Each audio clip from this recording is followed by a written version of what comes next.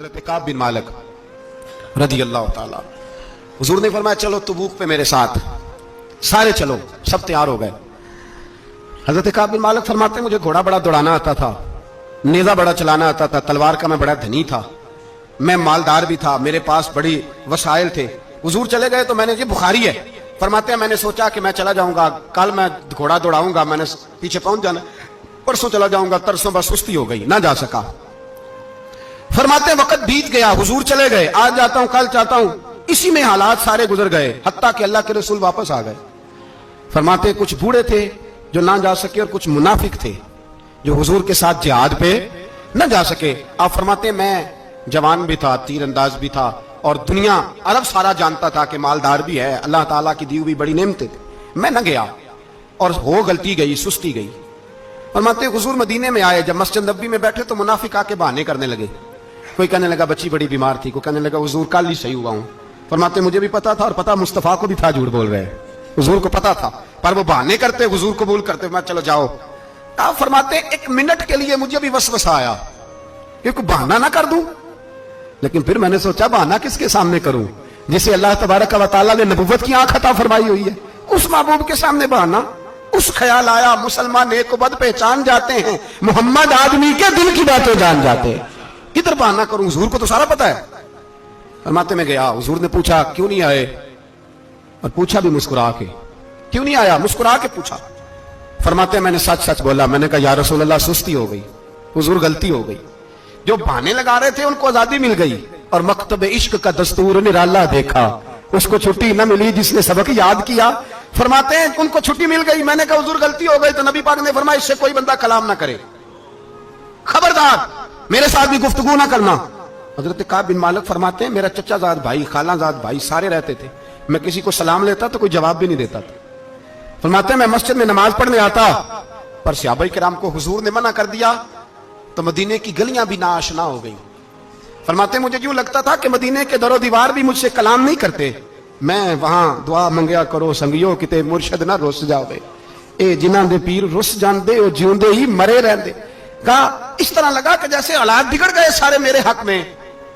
आप फरमाते हैं मैं मस्जिद में आके बैठता तो जब मुझे पता था, मैं जब आंखें उधर करता तो हुजूर मुझे देखते, और जब मैं नबी पाक को देखता तो हुजूर चेहरा फेर लेते। बोल पड़े ख्वाजा गुलाम फरीद साहब, कहने लगे मैं वेखा तो मेरा यार ना वेखे, जे मैं नाम वेखा तो वेखे, एडे नसीब किथों ततड़ी दे ओ मेरे विच वेखन दे वेखे, गुलाम फरीदा ओ बुवे यार दे मरिए भाਵੇਂ वेखे या ना वेखे। आप फरमाते मैं सैयद आलम सल्लल्लाहु अलैहि वसल्लम को देखता तो हुजूर रुख अनवर फेर लेते। हजरत काब बिन मालिक रदी अल्लाह ताला अन्हु फरमाते हैं कि हुजूर का हुक्म आया कि बीवी को अलहदा कर दो। बार पहले कोई नहीं बात करता, अब का बीवी को अलहदा कर दो, तो मैंने कहा हुजूर तलाक दे दूं, फरमाया नहीं मेके भेज दो, तलाक नहीं देनी। फरमाते हैं बाल बच्चा भी चला गया, ना घर में कोई ना बाहर कोई, तने तन्हा।